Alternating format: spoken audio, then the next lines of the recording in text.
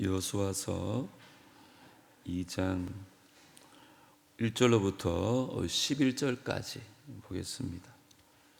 구약 성경 320쪽 정도 있는데요. 여호수아서 2장 1절로부터 우리 오늘 11절까지 교독합니다.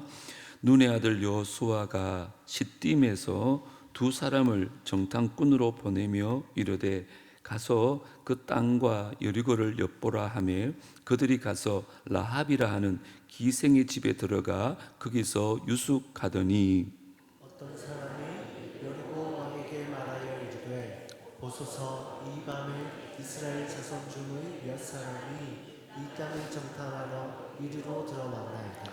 여리고 왕이 라합에게 사람을 보내어 이르되 내게로 와서 내 집에 들어간 그 사람들을 끌어내라. 그들은 이 온 땅을 정탐하러 왔느니라. 그 여인이 그 두 사람을 이미 숨긴지라 이르되 과연 그 사람들이 내게 왔었으나 그들이 어디에서 왔는지 나는 알지 못하였고 그 사람들이 어두워 성문을 닫을 때쯤 되어 나갔으니 어디로 갔는지 내가 알지 못하나 급히 따라가라. 그리하면 그들을 따라잡으리라 하였으나 그 여인이 그들을 이끌고 지붕에 올라가서 그 지붕에 버려놓은 삼대에 숨겼다가 그 사람들은 요단 나루트까지 그들을 쫓아갔고 그들을 뒤쫓은 자들이 나가자 곧 성문을 닫았더라.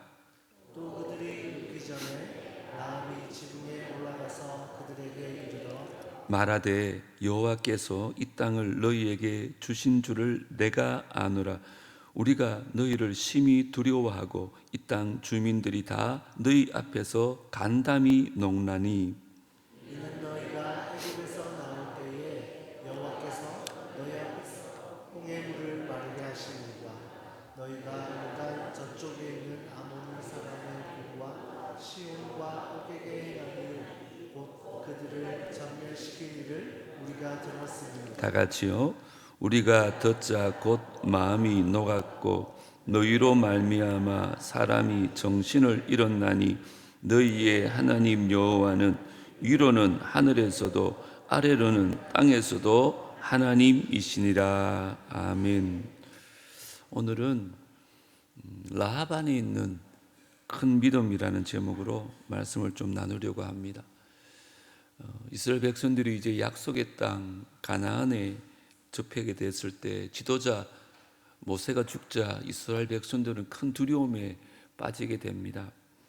그때 여호수아와 이스라엘은 먼저 멈춰설 수밖에 없는 그 상황 가운데 하나님께 묻기 시작합니다.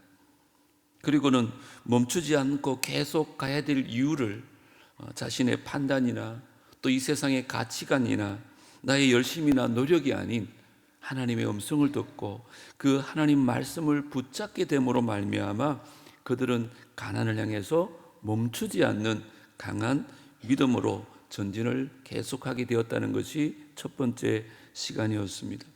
그리고 지난 시간에는 그들은 끝까지 함께 가기 위해서 나만 생각하는 이기심을 버려야 했습니다. 그리고 그들에게 주신 영적 리더들에게 순종하는 마음을 가졌습니다. 그리고 함께 공감하고 경청하면서 한 마음으로 함께 나아갈 수 있게 되어졌습니다. 오늘은 2장 말씀인데요. 함께 가기로 다짐한 이스라엘 백성들의 첫 번째 관문은 여리고였습니다. 이스라엘은 이 여리고를 정복해야 가나안을 정복할 수 있었습니다. 하지만 문제가 있었습니다. 여리고는 가나안 원주민들이 이미 지키고 있는 난공불락의 견고한 성이었다는 것입니다. 뿐만 아니라 강력한 군대로 정말 물 샐 틈 없이 방비되어져 있었습니다. 더군다나 이스라엘 백성들은 아직 한 번도 전쟁을 해본 적이 없는 민간인들입니다. 여러분 생각해 보세요. 군인도 아니고 무장도 하지 않았는데 여러분 어떻게 이 견고한 성을 정복할 수 있겠습니까? 그런데 놀랍게도 하나님께서 이 여리고를 정복하는 데 사용한 사람이 기생 라합입니다. 말이 되지 않잖아요. 그런 군대 장관도 아닙니다. 남들 앞에 드러낼 만한 멋지고 훌륭한 직업을 갖지도 않았습니다. 그런데 그 여인은 하나님께서 분명히 사용했던 위대한 하나님의 사람이 되어졌습니다. 우리도 마찬가지입니다. 우리도 내세울 게 아무것도 없지만 하나님께서 들어서시면 라합처럼 귀한 일에 사용되어질 줄 믿습니다. 자, 그렇다면 하나님은 어떻게 이 기생 라합을 사용하셔서 이스라엘에게 승리를 안겨주셨을까? 오늘 라합 안에 있는 큰 믿음에 대한 얘기를 좀 해보려고 합니다. 먼저 하나님은요, 평범한 사람과 그가 살아가는 평범한 일상을 통해서 역사하신다는 것입니다.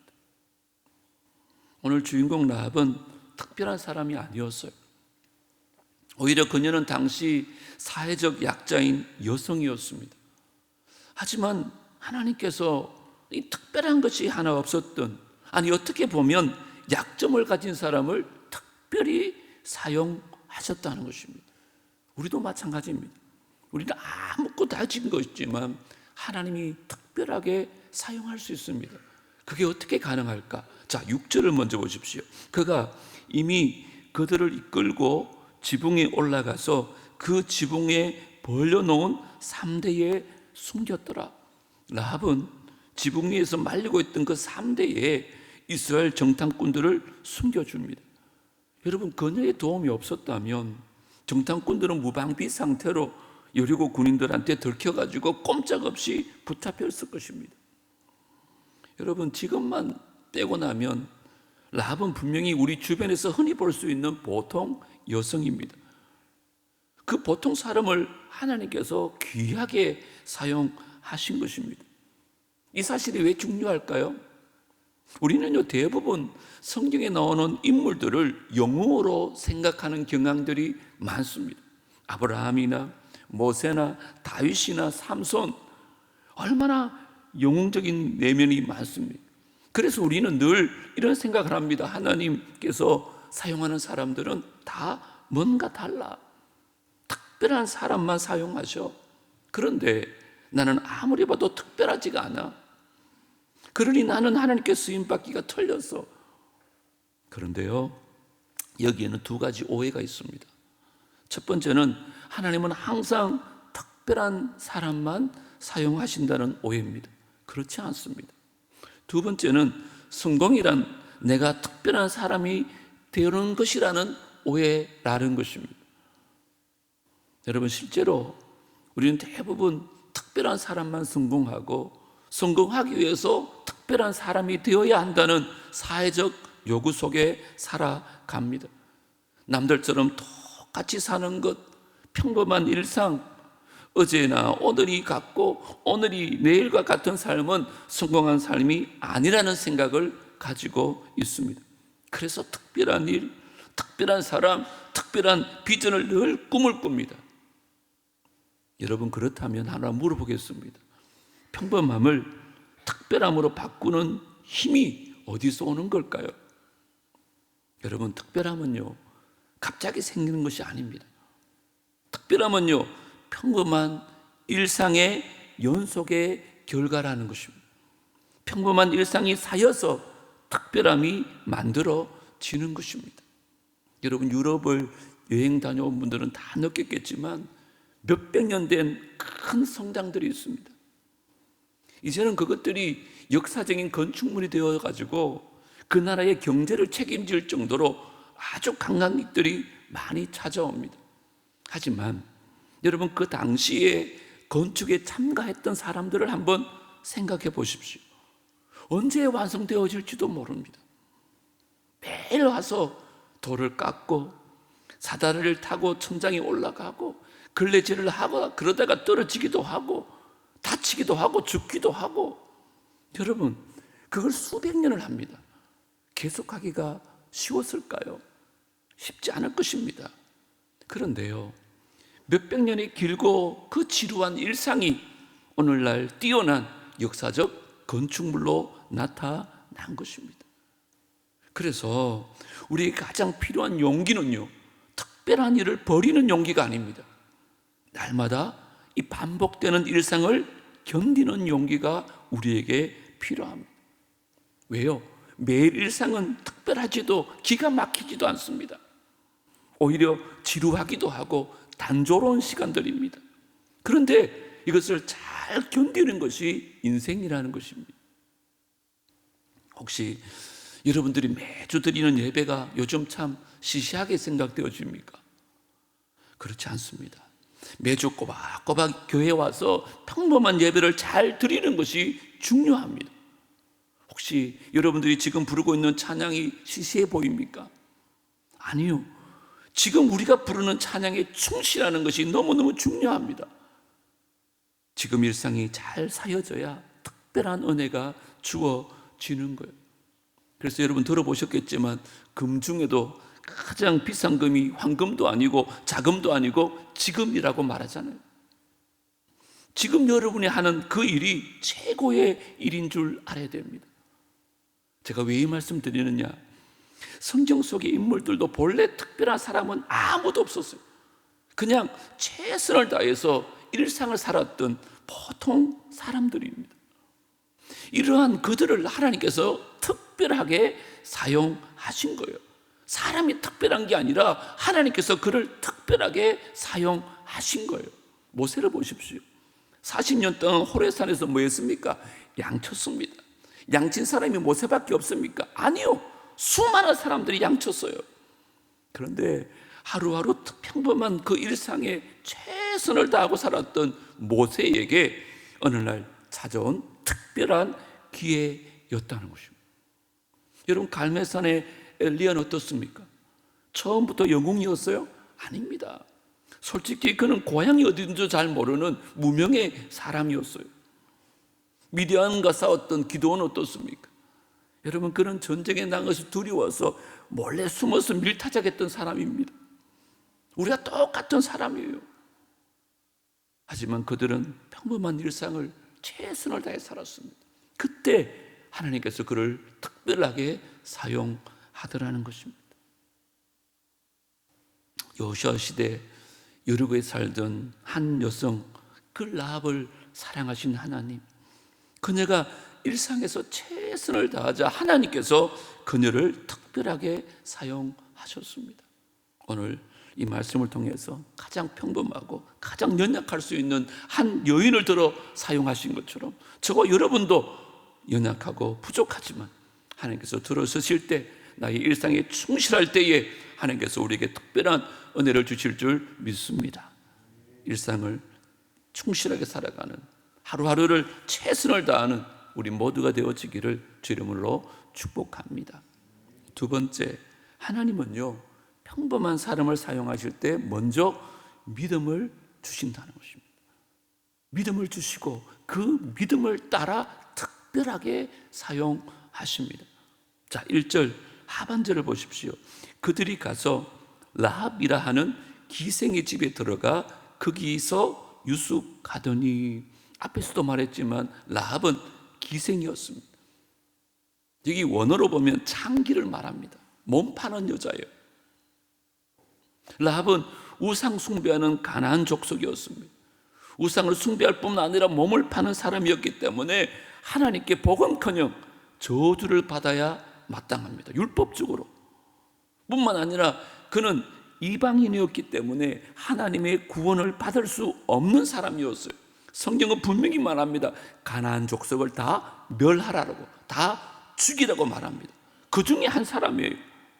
이 모든 이유로 라합은 저주를 받을 수밖에 없는 사람이었어요. 근데 그녀는 죽지 않아요. 오히려 이스라엘이 가나안의 정복에 크게 쓰임을 받습니다. 여러분, 잘 보십시오. 은혜는요, 받을 만한 사람에게 받는 것이 아니라 받을 자격이 없는 사람이 받는 거예요. 이 라합이 바로 그 은혜의 사람이었습니다. 저와 여러분도 마찬가지입니다. 하나님께서 우리에게 주신 은혜가 얼마나 크고 놀라운지 몰라요. 이 은혜가 은혜인 줄 알아야 우리 안에 믿음이 생기기 시작합니다. 근데 종종 우리는요, 그 은혜를 망각하며 사는 거예요. 일상이 은혜인데 그 은혜를 몰라요. 어제 제 친구 목사가 저를 찾아왔는데 얼마 전에 큰 사고가 났대요. 아니 어떻게 그러냐고 했더만 고속도로를 달리고 있는데 뒤에 와서 차가 박았대요. 자기가 어떻게 할 방법이 없더래요. 그래서 하루하루 사는 것이 참 은혜라는 것을 그때 알았대요. 얼마 전에 우리 권사님이 수술을 앞두고 전화로 통화를 했는데, 목사님, 제가 병원에 왔어야 제가 많은 은혜를 받았다는 걸 알았습니다. 항상 옆에 있었던 가족이 그렇게 고마울 수가 없고, 평소에 그냥 알고 지냈던 성도들이 그렇게 감사할 수가 없었습니다. 제가 건강하다는 것, 제가 살아있다는 것이 다 은혜네요. 병원 가서 그 말씀하시더라고요. 뭘 잃어봐야 그게 소중한 걸 하는 거예요, 사람이. 여러분, 그렇습니다. 우리가 하루 살아간다는 것, 그 모든 것이 다 하나님의 은혜인 거예요. 오늘 저는 라합을 보면서 이 은혜와 믿음의 불가분의 관계라는 것을 깨닫게 돼요. 라합 안에 있는 큰 믿음은 첫 번째예요. 믿음은 바로 그 은혜에서 나온다는 거예요. 여러분 따라합시다. 믿음은 은혜에서 나온다. 다시 말하면 여러분들이 은혜인 줄 알아야 믿음이 생기는 거예요. 하나님께서 기생 라합에게 은혜를 베푸셨어요. 그 은혜가 임하자 라합 안에 믿음이 막 시작되어지는 거예요. 은혜가 임하면 믿음이 시작된다는 거예요. 어떤 목사님이 이렇게 비유하더라고요. 나무꾼과 도끼를 한번 생각해 보세요. 도끼가 나무를 찍습니다. 이때 도끼가 도끼질을 하는 것일까요? 나무꾼이 도끼질을 하는 것일까요? 나무꾼이 하는 거예요. 그냥 도끼는 나무꾼이 가지고 있는 도구고 수단이에요. 이것처럼 나무꾼이 은혜라면 도끼는 믿음이라는 거예요. 은혜가 없으면 믿음은 아무것도 아닌 거예요. 그러나 은혜는 믿음을 통해서 일하기 시작합니다. 하나님과 라합 관계도 똑같아요. 하나님이 라합에게 먼저 은혜를 베푸셨어요. 그때 라합에게 믿음이 생기고 그 믿음이 이스라엘을 구원하는 것이에요. 여러분, 은혜에서 믿음이 생깁니다. 하나님께서 우리에게 얼마나 크신 은혜를 주셨는지 그것을 깨달을 때 우리 안에서 그 하나님을 신뢰하는 믿음이 생기는 거예요. 두 번째, 그 믿음은 하나님을 신뢰하는 것인 줄 라합의 믿음에서 볼 수 있어요. 자, 11절 하반절을 보세요. 너희의 하나님 여호와는 위로는 하늘에서도 아래로는 땅에서도 하나님이시니라. 상천하지의 하나님 들어보셨죠? 이 말씀에서 하나님이 나와요. 그 하나님의 인격과 하나님의 사역에 대한 신뢰가 바로 믿음인 거예요. 여러분, 신념과 믿음은 달라요. 신념은 나를 믿는 것이고 믿음은 하나님을 믿는 거예요. 신념은요, 내가 할 수 있는 것을 신념이라 그러고 믿음은 하나님이 하실 수 있다는 것을 믿는 게 믿음이에요. 여러분 9절과 10절도 한번 볼까요? 계속해서 여호와 하나님이 반복되어 나와요. 우리 같이 한번 읽어보겠습니다. 시작. 말하되 여호와께서 이 땅을 너희에게 주신 줄을 내가 아노라. 우리가 너희를 심히 두려워하고 이 땅 주민들이 다 너희 앞에서 간담이 농나니 이는 너희가 애굽에서 나올 때에 여호와께서 너희 앞에서 홍해 물을 마르게 하신 일과 너희가 요단 저쪽에 있는 아모리 사람의 두 왕 시혼과 옥에게 행한 일 곧 그들을 전멸시킨 일을 우리가 들었습니다. 아멘. 이게 여호와께서, 이게 바로 믿음이에요. 여호와께서, 내가 아니라 여호와께서. 모든 것은 하나님으로 시작해서 하나님으로 맞춰집니다. 이때 우리가 정말 조심해야 될 게 하나 있어요. 우리가 믿음이 이긴다, 믿음이 승리하게 한다 할 때 믿음 자체를 대단한 능력인 것처럼 오해하면 안 돼요. 소위 믿음주의를 경계해야 돼요. 무슨 말인가? 우리의 믿음이 대단한 게 아니에요. 우리가 믿는 하나님께서 대단하신 줄 믿습니다. 분명히 깨달으셔야 돼요. 요한복음 14장 1절에 그래서 이렇게 말해요. 너희는 마음에 근심하지 말라. 하나님을 믿으니 또 나를 믿어라. 믿음은 문제보다 크신 하나님을 믿는 거예요. 그래서 마음에 근심하지 않는 거예요. 세 번째, 라합에서 통해서 볼 수 있는 믿음은 하나님의 말씀을 듣는 거예요. 이것은 믿음을 가지게 하는 방법입니다. 라합은요, 어떻게 믿음이 생겼는가? 하나님의 말씀을 들어서 생긴 거예요. 다시 제가 10절 읽어드리겠습니다. 이는 너희가 애굽에서 나올 때에 여호와께서 너희 앞에서 홍해물을 마르게 하신 일과 너희가 요단 저쪽에 있는 아모리 사람의 두 왕 시온과 옥에게 행한 일, 곧 그들을 전멸시킨 일을 어떻게 됐다고요? 우리가 들었음이니라. 하나님에 대한 소식을 라합이 들었어요. 하나님이 행하신 일을 들었어요. 그때 라합 안에 믿음이 생긴 거예요. 여호와께서 행하신 일을 들을 때. 그래서 로마서 10장 17절 유명한 말씀 있잖아요. 그러므로 믿음은 들음에서 나며 들음은 그리스도의 말씀으로 말미암았느니라. 이처럼 말씀을 들어야 믿음이 생긴 것입니다. 여호와께서 라합에게 말씀을 듣게 하신 거예요. 그 다음에 어떻게 될까요?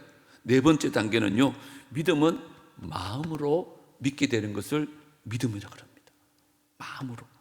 11절 상반절에 보면 이런 말이 있어요. 우리가 듣자 곧 어떻게 됐어요? 마음이 녹았다. 여러분, 귀로 듣는 것이 아니에요. 믿음은 마음으로 믿는 거예요. 그냥 듣는 건 귀로 듣지만 믿는 건 마음으로 믿으셔야 돼요. 머리로 믿는 거 아닙니다. 지식적으로 아는 게 믿는 게 아니에요. 제가 목회하면서 믿는다는 사람 많이 보는데 정작 어려움을 만나면 그 믿음이 어디 갔는지 모르겠어요. 그게 왜 그런지 알아요? 마음에 믿음이 없어서 그래요. 그러니까 지식적으로 믿는다고 착각하는 것 같아요. 여기 간담이 녹았다는 말은요, 문자적으로 성이 무너졌다 이런 뜻이에요. 무슨 말입니까? 우리 속에 있는 자의식의 성이 다 무너졌다는 거예요. 다시 말하면 전적으로 동의하고 전적으로 굴복했다 이런 뜻이에요. 그러면 다섯 번째 단계가 뭔지 아세요? 이제 믿음으로 선포하게 됩니다. 믿음의 주님을 선포하고 그 주님을 입으로 시인하는 거예요. 라합이요 그렇게 합니다. 11절 하반절 다시 보십시오. 너희의 하나님 여호와는 위로는 하늘에서도 아래로는 땅에서도 뭐라고요? 하나님이시니라 라고 라합이요 믿음을 선포하는 거예요. 놀랍지 않아요? 이게 뭐 성경 공부한 사람도 아니고 수십 년 동안 교회 다닌 사람도 아니고 그 안에 하나님에 대한 얘기를 듣고 그 믿음이 마음에 들어오니까 그 하나님을 입으로 선포하기 시작합니다. 그리고 믿음의 마지막 단계가 뭔지 알아요? 바로 그 믿음의 고백이 행동으로 나타나더라는 거예요. 이게 야고보가 말하는 믿음입니다. 여러분, 믿음의 확신을 가지게 된 라합이요 행한 일이 뭐예요? 정탐꾼을 숨겨준 것입니다. 이거 별거 아닌 것 같은데 이건 죽음을 각오한 행동입니다. 이스라엘 백성들이 쳐들어온다는 소식이 들리자 여리고는 지금 계엄령이 내려진 상태입니다. 적과 내통만 해도 걸리면요 바로 죽는 것이나 다름없어요. 라합이 몰랐을까요? 알았습니다. 왕이 직접 부하를 보내서 정탐꾼을 내보내라고. 그런데 그곳에 아랑곳하지 아니하고 정탐꾼을 숨겨줍니다. 그래서 히브리서 11장 믿음의 장에 대해서 히브리서는 라합의 믿음을 이렇게 설명합니다. 믿음으로 기생 라합은 뭐로요? 믿음으로 기생 라합은 정탐꾼을 평안히 영접하였으므로 순종하지 아니한 자와 함께 멸망하지 아니하였도다. 믿음으로 그를 숨겨줍니다. 여러분, 이처럼 라합의 담대한 믿음은 담대한 행동을 가져오더라는 것입니다. 그 믿음이 큰 행동을 가져옵니다. 이것이 바로 라합 안에 있는 믿음의 성격입니다. 결국 은혜와 믿음과 행함의 관계를 라합이 오늘 우리에게 너무너무 잘 보여줍니다. 사실은 이 세 가지를 탁월하게 해석한 사람이 종교개혁자 마틴 루트가 해석합니다. 이렇게 말합니다. 믿음은 은혜의 자녀요, 믿음은 선행의 어머니다. 잘 보세요. 마틴 루트에 따르면 은혜가 믿음을 낳고 믿음이 선행을 낳는다는 거예요. 저 큰 은혜가 큰 믿음을 낳고 그 큰 믿음이 큰 행동을 낳는다는 거예요. 우리에게 왜 이렇게 해마임이 없을까? 우리에게 믿음이 없어 그래요. 왜 믿음이 없어요? 하나님의 큰 은혜를 깨닫지 못해서 그런 거예요. 다시 말하면 우리가 얼마나 하나님의 큰 은혜를 받은 사람인가 알면 자연스럽게 하나님에 대한 믿음이 생기게 돼요. 그러면 그 믿음으로 말미암아 우리 하나님 앞에 큰 행동을 할 수 있는 거예요. 사랑하는 성도 여러분, 우리도 마찬가지입니다. 우리는 하나님 앞에 사랑받을 수 있는, 구원받을 수 있는 자격이 하나도 없었던 사람이에요. 그런데 하나님께서 우리를 사랑하셔서 우리에게 큰 은혜를 주셨어요. 이 큰 은혜를 깨달아야 우리 안에도 큰 믿음이 생기게 되는 거예요. 그리고 그 큰 믿음은 반드시 우리 삶 속에서 열매를 맺게 한다는 것입니다. 예를 들어서 이번 주 전도주일도 마찬가지입니다. 우리에게 믿음이 있으면 담대해지는 거예요. 그래서 담대하게 복음 전하다 보면 열매도 맺게 되고 작정한 영혼보다 주님 품으로 인도해지는 놀라운 은혜가 있게 되어질 것입니다. 우리 다시 한번 큰 은혜를 묵상하고 큰 믿음을 가져서 주님 앞에 행동으로 실천할 수 있는 우리 모두가 되어지기를 주의 이름으로 축복합니다. 그래서 마지막 결론적으로 결국은요, 라합을 승리하게 한 것은 다른 게 아닙니다. 그 안에 있는 믿음이었다는 거예요. 설교를 준비하면서 어떤 자료를 보니까요, 스탠퍼드 대학의 심리학 교수인 캐롤 더윅이라는 여자 교수가 이 보통 사람과 탁월한 사람의 특징을 오랫동안 연구한 자료가 있더라고요. 우선 그녀는 역사를 빛내고 인류에게 유익을 남긴 특별한 사람들의 특징들을 환경적으로 한번 살펴봤대요. 그 결과 과거로 갈수록 가난한 사람 중에 특별한 사람이 많았대요. 그런데 지금은요, 반대로 부유한 환경 속에 지낸 사람 중에 특별한 사람들이 많이 나오더라는 거예요. 결론적으로 가난과 부는 가장 중요한 특징이라 할 수 없다고 결론 내립니다. 다음으로는 교육 상태를 살펴봅니다. 일반적으로 특별한 사람들은 특별히 교육을 많이 받았답니다. 그런데 가장 뛰어난 인물 중에는요, 교육을 받지 않은 사람도 그렇게 많았대요. 두개골의 크기와 모양의 차이도 살펴봤는데 거기에도 큰 차이가 없었대요. 하지만 딱 한 가지 중요한 차이를 이분이 발견한 거예요. 그게 뭐냐? 마음의 문제였어요. 그녀는 마인드 세트라고 불러요. 이게 무슨 말이냐? 마음의 구조가 결정적이더라는 거예요. 마음이라고 불리는 인간의 중심에 무엇이 있느냐에 따라서 그 인생이 결정되는 거예요. 그녀는요, 마음의 중심에 있는 것이 사람을 성공하기도 하고 실패하기도 한다고 결론을 냅니다. 저는 이것을 보면서 이걸 성경적으로 좀 바꾸면 이렇게 되지 않을까 생각했습니다. 사람의 성공과 실패를 결정하는 것은 바로 믿음이라 할 수 있습니다. 믿음은 우리 마음 안에 있는 변하지 않는 일관된 가치관이기 때문에 그렇습니다. 하나님은 상천하지의 하나님이시다. 여리고 같은 세상이 아무리 강하다 할지라도 하나님께서 친히 무너뜨릴 수 있다. 그 하나님이 나와 함께 하신다. 바로 그 믿음입니다. 결국은 라합은 이 믿음으로 하나님께 큰 은혜를 받았고 그 은혜가 믿음으로 발동해서 큰 역사를 이루었던 것입니다. 라합이 받은 은혜가 뭔지 알아요? 마태복음에 나와요. 살몬은 라합에게서 보아스를 낳고 보아스는 룻에게서 오벳을 낳고 오벳은 이새를 낳고 이새는 다윗 왕을 낳으니라. 다윗은 우리아의 아내에게서 솔로몬을 낳고 마태복음에 기록된 것처럼 라합과 살몬은 결혼을 해서 보아스를 낳습니다. 그리고 그 보아스가 룻과 결혼해서 오벳을 낳고 오벳은 다윗의 할아버지가 됩니다. 여리고의 기생이었던 라합이 다윗의 정조모가 되고 그 뿌리에서 예수님이 태어납니다. 결국 그녀는 믿음으로 승리한 것입니다. 오직 믿음이 우리를 승리케 합니다. 제 말씀을 좀 정리하려고 합니다.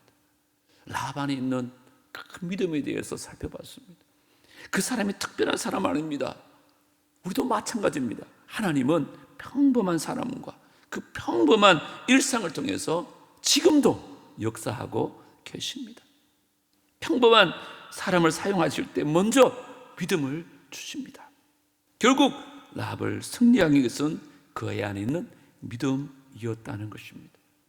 그래서 오늘 우리가 좀 큰 믿음을 사모했으면 좋겠습니다. 큰 믿음을 사모하려면 우리가 받은 은혜가 얼마나 큰 은혜인 줄 깨달아야 될 줄 믿습니다. 아주 평범한 사람, 평범한 일상 가운데 주어지는 그 큰 은혜를 깨달을 때 저와 여러분에게도 큰 믿음이 임할 것이고 그 믿음으로 우리가 하나님의 역사를 이루게 될 줄 믿습니다. 우리와 함께 찬양하고 기도하고 예배는 모든 것들이 은혜를 사모하고 큰 믿음으로 다가와서 우리 남은 생애가 주님 앞에 크게 쓰임받는 라합처럼 이스라엘을 구원하는 데 쓰임받는 우리 모두가 되어지기를 주의 이름으로 축복합니다. 기도합시다. 찬양하십시다. 온 세상 위하여 나 복음 전하리. 만 백성 모두 나와서 주 말씀 들으라. 재중에 빠져서 헤매는 자들아 주님의 음성 듣고서 너 구원 받아라.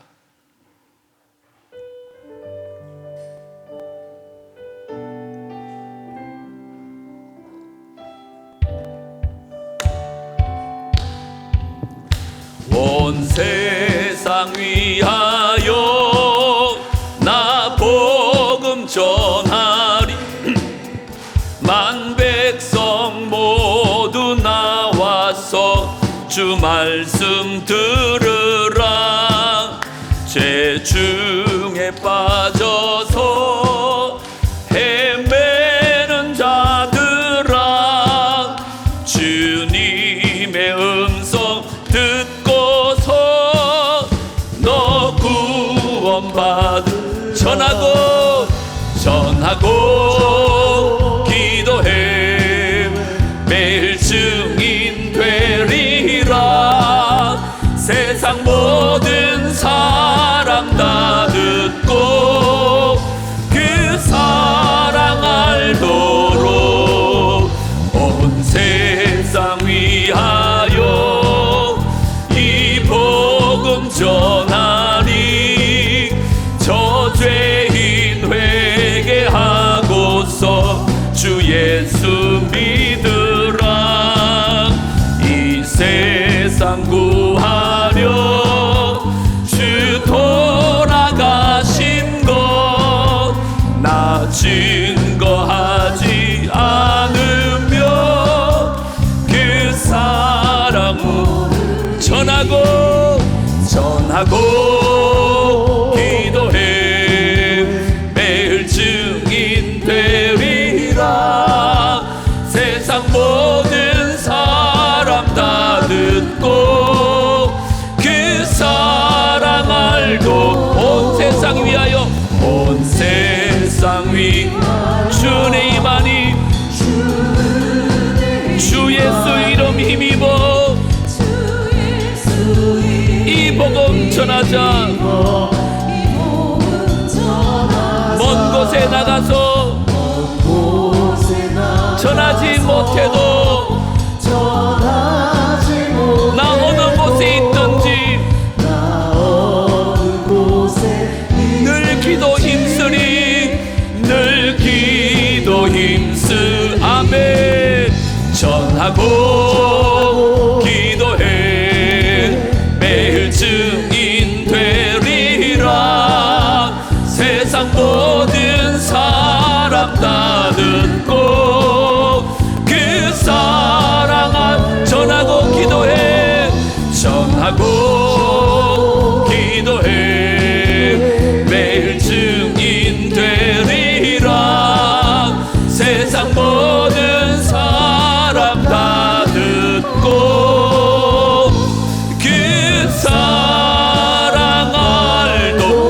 전하고 기도해. 전하고 전하고 기도해. 매일 증인 되리라. 세상 모든 사람 다 듣고 그 사랑 알도록. 먼저 주신 말씀 붙잡고 한번 기도하십시다. 우리는 왜 이렇게 주님 앞에 쓰임 받지 못할까? 우리 안에 큰 믿음이 없어서 그래요. 나는 교회를 수십 년 다녔는데도 왜 이렇게 믿음이 없을까? 지금까지 베푸셨던 하나님의 은혜가 다 망각해서 큰 은혜를 깨닫지 못해서 그래요. 오늘 이 시간에 라반에 있던 큰 믿음은 그의 안에 은혜가 더 임했고, 그 은혜로 말미암아 큰 믿음이 임했고, 그 믿음이 이스라엘을 구원하는 큰 행함으로 드러났습니다.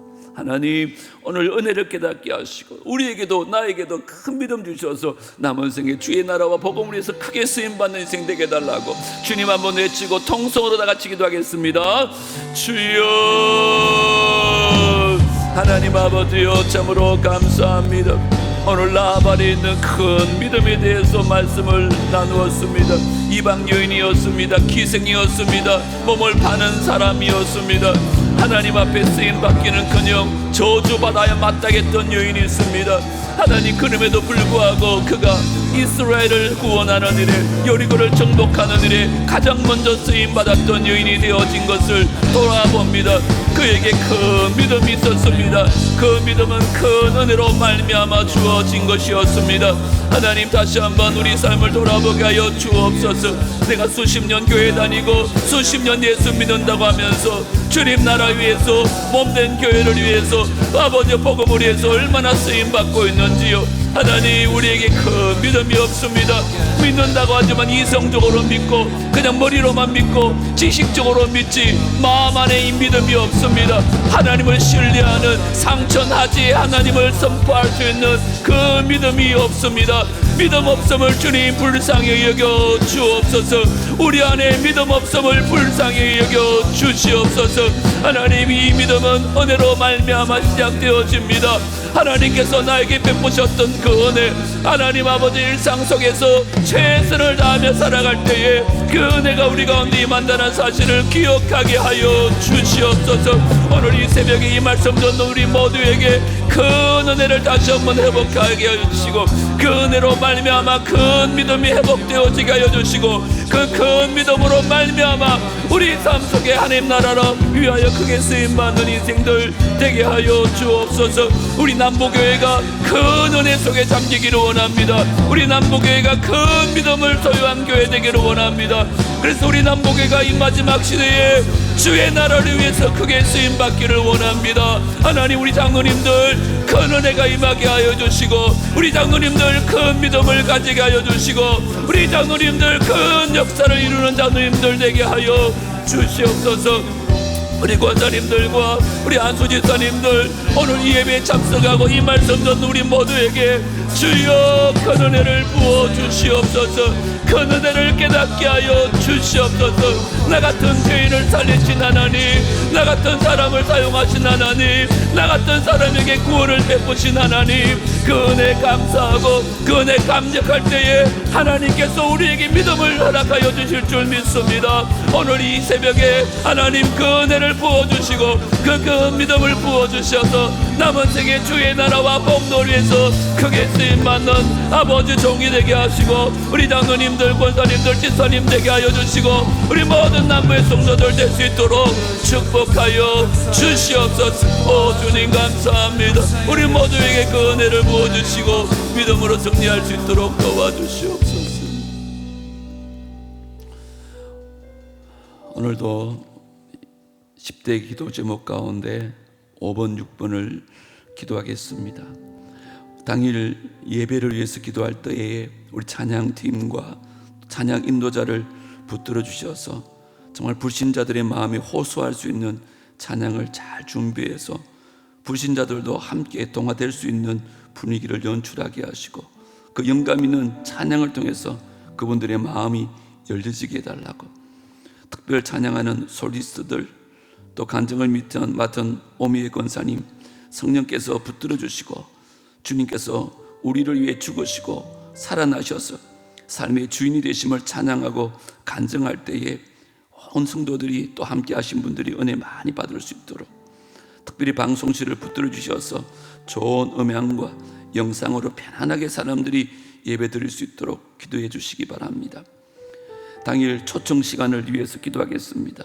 매 시간마다 초청할 저를 주의 손으로 붙드셔서 정말 주님의 심정을 달라고, 메시지와 잘 조화된 도전과 설득과 확신으로 초청하게 하셔서 그 불신자들의 가슴에 파고들어서 결단할 수 있는 시간이 되게 해달라고, 결단하는 이들의 마음이 변치 않고 그 마음에 뿌려진 생명의 씨앗을 마귀가 빼앗지 않게 하시고 꼭 결실하게 해달라고, 당일 예배와 초청 시간을 위해서 기도하신 후에 우리 각자 기도하고 돌아가겠습니다. 주님 한번 외치고 통성으로 기도합니다. 주여